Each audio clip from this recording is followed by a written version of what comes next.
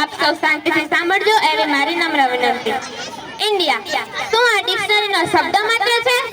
ના, જો એવું હોત તો ઇન્ડિયા, ભારત, હિન્દુસ્તાન સાંભળતાની સાથે આપણી છાતી ગર્વથી કેમ ફૂલાઈ જાય?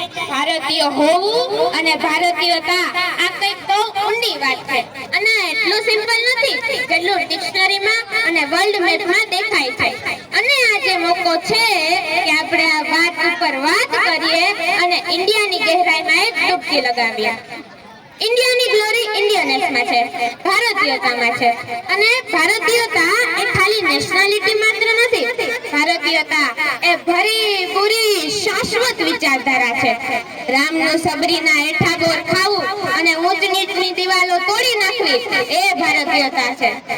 વિવાહની પહેલા માં બનનાર કુંતીજીને શાસ્ત્રોએ પંચકન્યામાં એટલે કે વિશ્વની સૌથી પવિત્ર કન્યાઓમાં સ્થાન આપ્યું। મહિલાઓનું આ સન્માન એ ભારતીયતા છે। જરા જુઓ તો ખરા, કોણ છીએ અમે? અમે એ જ છીએ જે બાણ વેદીને ધરતીમાંથી ધારા નીકાળતા હતા અને ઈ પણ અમે જ છીએ જે એક આંગળી ઉપર ગોવર્ધન ઉપાડતા હતા। અમે એ જ દિલેર છીએ જે નીકળવું ન આવડતા છતાં ચક્રવ્યૂહની અંદર કૂદી ગયા અને ઈ પણ અમે જ છીએ જેના ફેંકાયેલા પથ્થર પણ પાણી પર તરી ગયા। આ ભારતીયતાની મિસાલમાં હું કેટલી વાતો કહું અને તમે કેટલી વાતો સાંભળશો।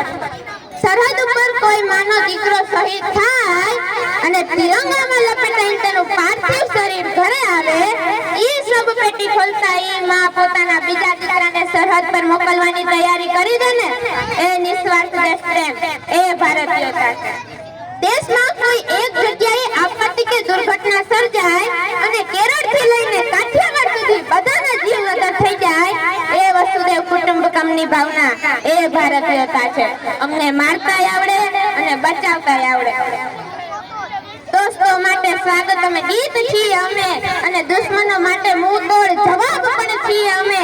અમે જ અહિંસા અને ઇન્કલાબ પણ અમે જ અહિંસા અને ઇન્કલાબ પણ અમે જ ગૌતમ બુદ્ધ અને રાણા પ્રતાપ પણ અમે। અમારી નમ્રતાને જો નબળાઈ સમજી લીધી તો બહુ પછતાશો।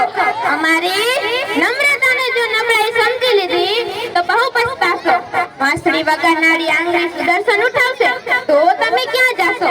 મારી પ્રાર્થના છે કે આપણી નસોમાં ખાલી લોહી નહીં પણ ગંગા જમનાના નીર વહે અને આપણી ભારતીયતા અમર રહે। જય હિન્દ, જય ભારત।